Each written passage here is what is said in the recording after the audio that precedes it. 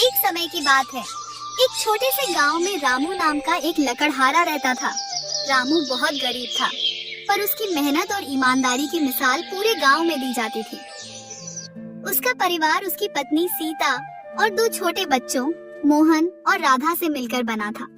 रामू का जीवन संघर्षों से भरा था, पर उसके चेहरे पर कभी शिकन नहीं आती थी।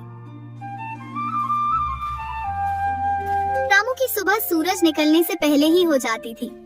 वह अपनी कुल्हाड़ी कंधे पर रखता और घने जंगल की ओर चल पड़ता। आज अच्छी लकड़ी मिल जाए तो सीता और बच्चों के लिए कुछ अच्छा खाने को ले जाऊंगा। वह जंगल में पहुंचकर सबसे पहले उन पेड़ों को चुनता जो सूखे होते या जिन्हें काटने की अनुमति होती है। वह कभी भी हरे भरे पेड़ों को नहीं काटता था, क्योंकि वह प्रकृति का सम्मान करता था। घंटों की मेहनत करने के बाद वह लकड़ियों का एक बड़ा गट्ठर तैयार करता। उसकी पीठ पर लकड़ियों का बोझ इतना होता था कि कोई और उसे उठा भी न पाता, पर रामू उसे आसानी से उठा लेता था।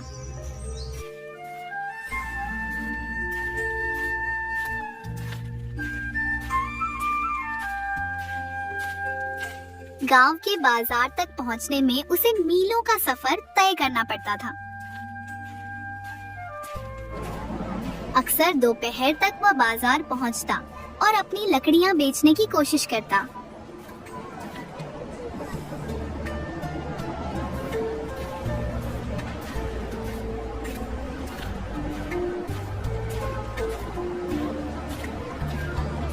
सेठ जी, ताजी लकड़ी है, अच्छी जलेगी, ले लीजिए।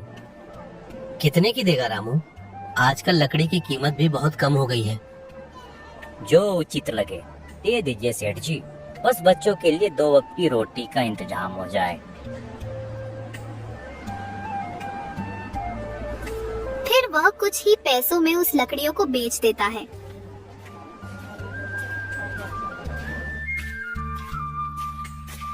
जो भी पैसे मिलते वह उनसे आटा, दाल और थोड़ा बहुत तेल खरीदता और शाम ढलते ढलते घर लौट आता।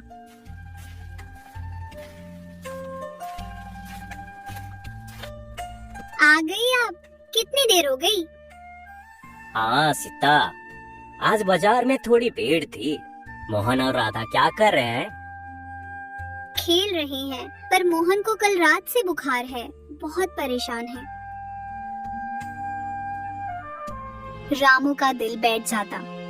वह तुरंत मोहन के पास जाता, उसके माथे को छूता। मोहन का शरीर तप रहा था। हे भगवान, अब क्या होगा? वैद्य की फीस और दवा का खर्चा कहाँ से आएगा?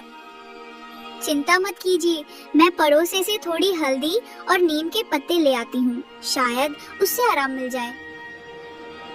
रामू जानता था कि घरेलू नुस्खों से काम नहीं चलेगा। मोहन को अच्छे इलाज की जरूरत थी। उसे याद आया कि उसने गांव के साहूकार से कुछ पैसे उधार लिए थे, जो अभी तक चुकाए नहीं थे। अगले दिन सुबह रामू अभी जंगल जाने की तैयारी ही कर रहा था कि दरवाजे पर दस्तक हुई।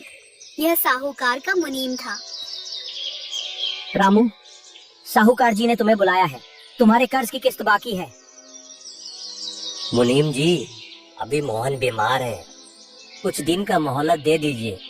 जैसे ही लकड़ी बिकेगी मैं साहूकार जी के पास पहुंच जाऊंगा।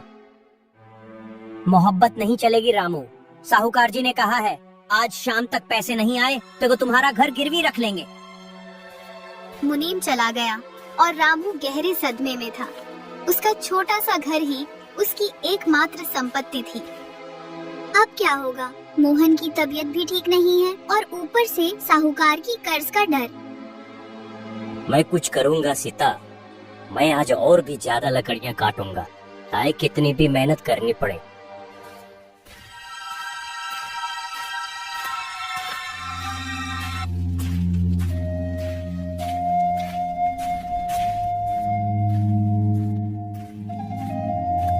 उस दिन रामू ने अपनी सारी ताकत झोंक दी। वह सुबह से शाम तक लकड़ियां काटता रहा। उसकी कुल्हाड़ी की आवाज पूरे जंगल में गूंज रही थी। उसने सोचा, कि अगर वह दुगनी लकड़ियां बेच पाएगा तो मोहन का इलाज भी हो जाएगा और साहूकार का कर्ज भी उतर जाएगा।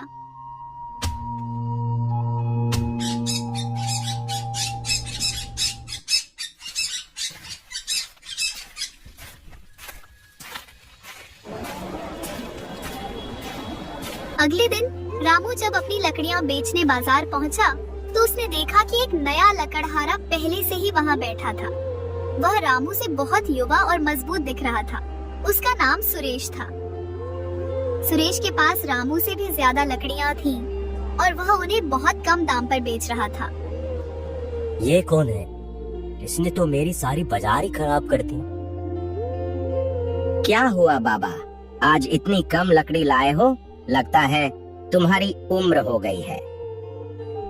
बेटा, मेहनत करने से उम्र का कोई लेना देना नहीं होता, बस ईमानदारी से काम करते रहो। ईमानदारी से पेट नहीं भरता बाबा, बाजार में वही टिकता है जो सस्ता बेचता है।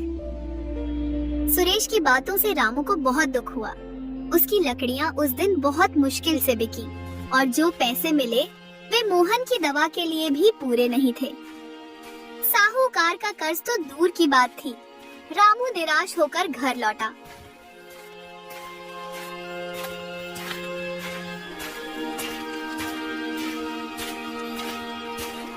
क्या हुआ? लकड़ी नहीं बिकी? बिकी, पर बहुत कम दाम में। एक नया लकड़हारा आया है, सुरेश। वह लकड़ियां बहुत सस्ता बेच रहा था। मोहन की तबीयत दिन ब दिन बिगड़ती जा रही थी। रामू को वैद्य जी से उधार दवा लेनी पड़ी। वैद्य जी ने कहा, अगर मोहन को जल्द ही अच्छी दवा और पौष्टिक भोजन नहीं मिला तो उसकी जान को खतरा हो सकता है। हाँ वैद्य जी, क्या करूं? मैं कितनी भी मेहनत करूं, पर पैसे जमा नहीं हो पाते हैं। फिर रामू ये बोलकर वहाँ से चला जाता है।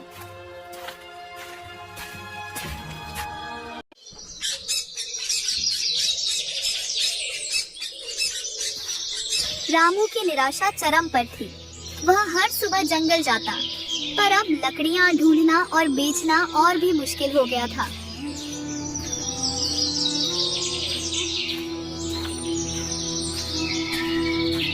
एक दिन वह जंगल के एक ऐसे हिस्से में पहुंच गया जहां वह पहले कभी नहीं गया था।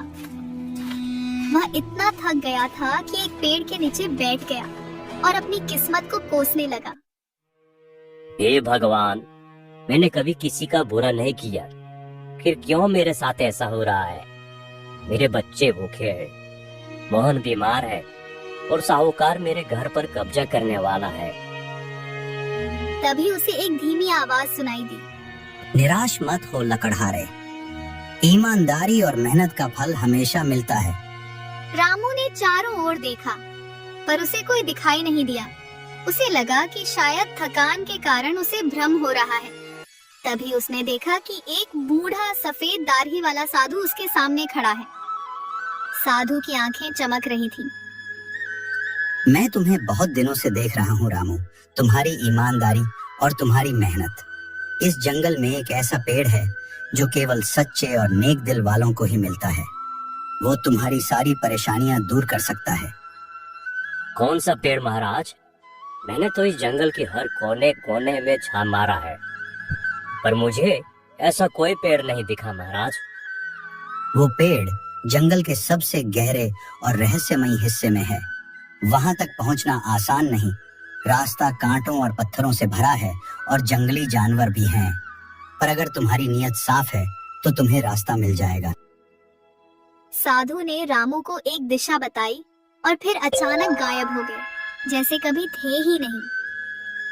रामू को लगा कि यह कोई सपना था, पर उसके मन में एक नई आशा जाग उठी। उसने सोचा कि चाहे कुछ भी हो जाए, वह उस रहस्यमयी पेड़ को ढूंढ कर रहेगा। अगर ऐसा है तो मैं उस दिशा में जरूर जाऊंगा, जिससे मेरी सारी परेशानियां दूर हो सकती है। फिर रामू वापस अपने घर की ओर चल पड़ता है।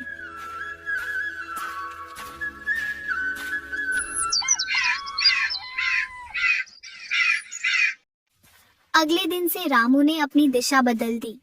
वह जंगल के उस हिस्से की ओर चला जहाँ कोई लकड़हारा नहीं जाता था। रास्ता वाकई बहुत कठिन था। घनी झाड़ियाँ, ऊंचे नीचे टीले और बड़े बड़े पत्थर उसके रास्ते में आ रहे थे। कई बार उसे लगा कि वह रास्ता भटक गया है। भूख और प्यास से उसका बुरा हाल था।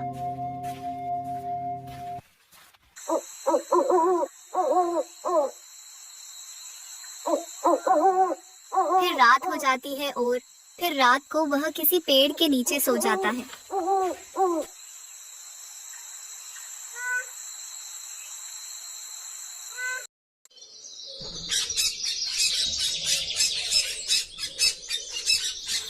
सुबह होते ही फिर अपनी खोज की ओर निकल पड़ता है।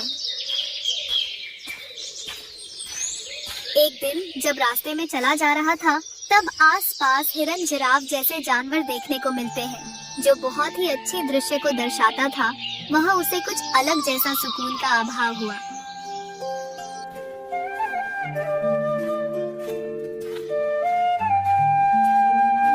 फिर कुछ दूर चलने के बाद उसके पास से शेर, बाघ जैसे गुजर रहे थे, जो यह देखकर काफी डर जाता है।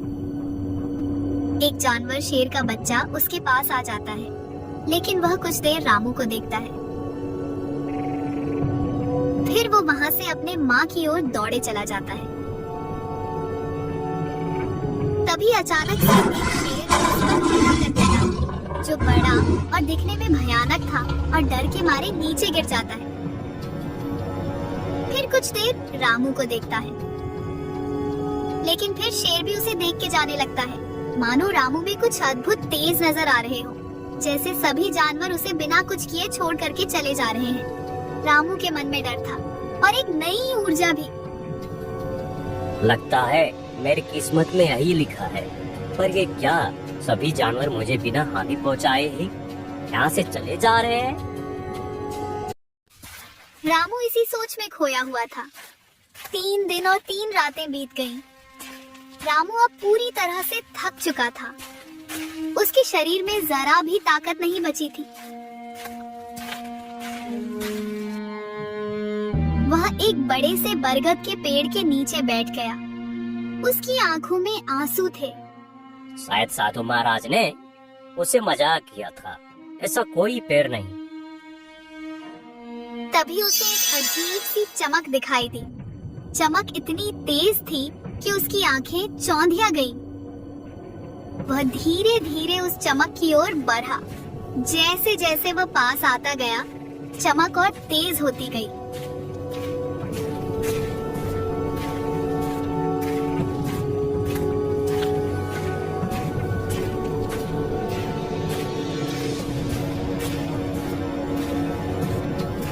और फिर उसकी आंखों के सामने एक ऐसा दृश्य था जिसे देखकर वह अपनी आंखों पर विश्वास नहीं कर पाया।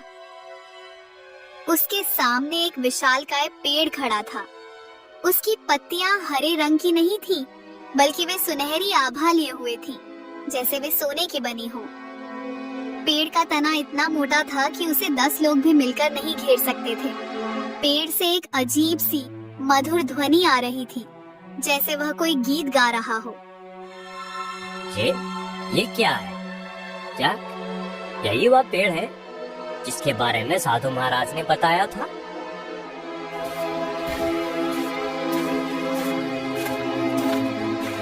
उसने डरते डरते पेड़ के तने को छुआ। तना छूने में चिकना और ठंडा था। उसे लगा जैसे पेड़ में कोई जीवन है। उसने अपनी कुल्हाड़ी उठाई और एक छोटी सी टहनी काटने की कोशिश की। जैसे ही उसकी कुल्हाड़ी टहनी से टकराई, एक तेज रोशनी निकली और टहनी जमीन पर गिर गई। रामू ने टहनी को उठाया। वह टहनी सोने जैसी चमक रही थी, पर वजन में बहुत हल्की थी। उसे लगा कि यह कोई साधारण लकड़ी नहीं है। उसने सोचा कि वह इसे बाजार में बेचकर देखेगा।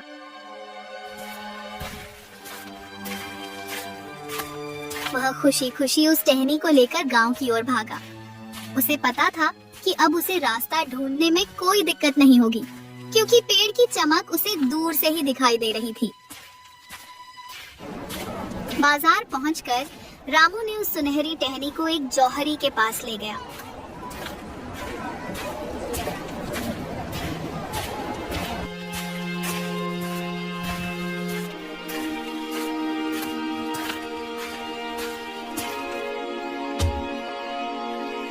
जौहरी ने टहनी को देखा और उसकी आंखें फटी की फटी रह गईं। ये तो शुद्ध सोने की लकड़ी है। ये तुम्हें कहाँ मिली? जंगल में मिली सेठ जी। क्या आप इसे खरीदेंगे? हाँ, मैं इसे खरीदूंगा।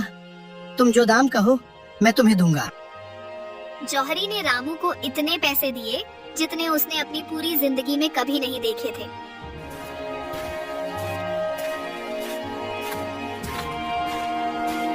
रामू ने तुरंत उन पैसों से मोहन के लिए सबसे अच्छी दवा खरीदी और उसने एक अच्छे वैद्य को बुलाया।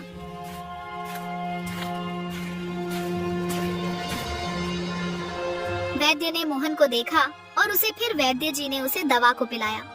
फिर वैद्य जी ने कहा कि अब वह कुछ ही दिनों में ठीक हो जाएगा। फिर वैद्य जी ये बोलकर वहाँ से चला जाता है। सीता, मोहन अब ठीक हो जाएगा।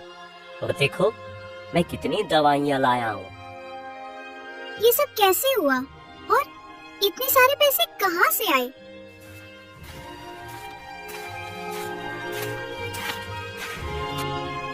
मुझे जंगल में एक रहस्यमयी पेड़ मिला था सीता। वह सोने की लकड़ी देता है। उसी से मैंने ये सारी दवाई और पैसे लाया हूँ।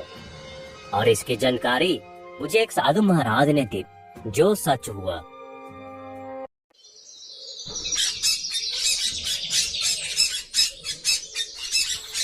अगले कुछ दिनों तक रामू हर सुबह जंगल जाता।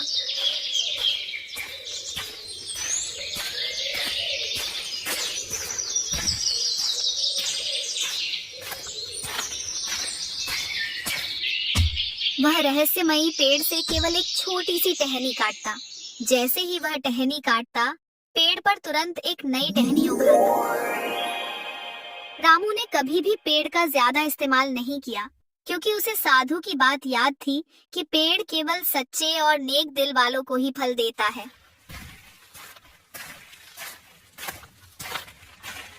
रामू ने पैसे को जमा करके उसने सबसे पहले साहूकार का कर्ज चुकाने के लिए जाता है। रामू, इतने पैसे? तुम तो बहुत अमीर हो गए हो। यह सब आपकी कृपा है साहूकार जी। मेरा कर्ज उतर गया। अब मेरे घर पर कोई खतरा नहीं। साहूकार रामू की तरक्की देखकर हैरान था और फिर पैसे देकर रामू वहाँ से चला जाता है।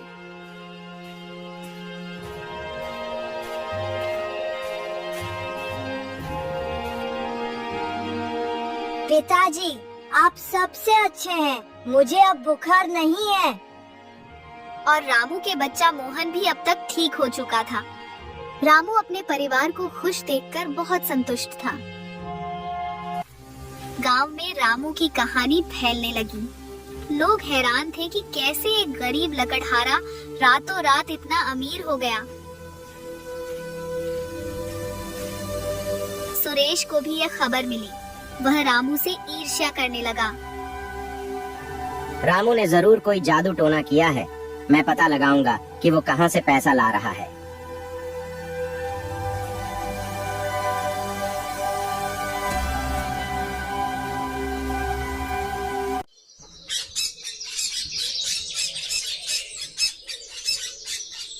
एक दिन उसने रामू को जंगल के उस रहस्यमयी हिस्से की ओर जाते देखा। वह रामू के पीछे पीछे छिपकर चलता रहा। सुरेश ने रामू का पीछा करना शुरू कर दिया।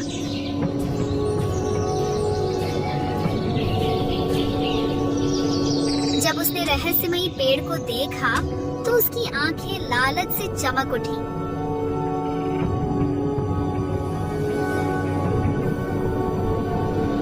तो ये है रामू के धन का रहस्य। ये पेड़ तो मेरा है। मैं इसकी सारी लकड़ी काट लूंगा और गांव का सबसे अमीर आदमी बन जाऊंगा। इतना देख सुरेश वहाँ से चला जाता है।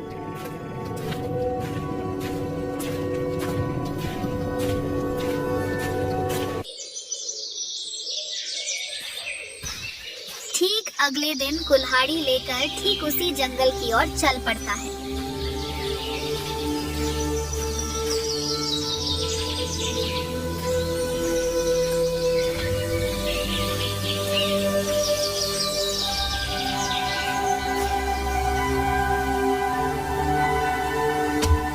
पेड़ के पास पहुंचकर सुरेश ने अपनी कुल्हाड़ी उठाई और पेड़ पर वार करने लगा। पर जैसे ही उसकी कुल्हाड़ी पेड़ से टकराई, पेड़ से कोई रोशनी नहीं निकली, बल्कि एक तेज गर्जना हुई और पेड़ से आग की लपटें निकलने लगी। सुरेश डर के मारे पीछे हट गया। पेड़ की सुनहरी पत्तियां मुरझाने लगी। रामू ने यह सब दूर से देख रहा था। वह समझ गया कि सुरेश ने पेड़ का अपमान किया है। सुरेश, यह पेड़ केवल ईमानदारी और नेक नियत वालों को ही फल देता है। लालच से या तुम्हें कुछ नहीं देगा। सुरेश शर्मिंदा होकर वहां से भाग गया। पेड़ की चमक धीरे धीरे वापस आने लगी, पर वह पहले जैसी तेज नहीं थी। रामू समझ गया कि पेड़ को नुकसान पहुंचाया गया है। उसने पेड़ से माफी मांगी और वादा किया कि वह हमेशा उसकी रक्षा करेगा। रामू अब केवल अपने लिए नहीं जीता था। उसने गांव के अन्य गरीब लोगों की मदद करना शुरू कर दिया। उसने साहूकार से बात की और गांव के उन लोगों का कर्ज चुकाया जो साहूकार के चंगुल में फंसे थे। रामू भाई, तुमने मेरी जान बचा ली। साहूकार मेरा खेत छीनने वाला था। तुमने मेरे बच्चों को भूखा मरने से बचा लिया। एक दिन सुरेश रामू के पास आया। वह बहुत शर्मिंदा था।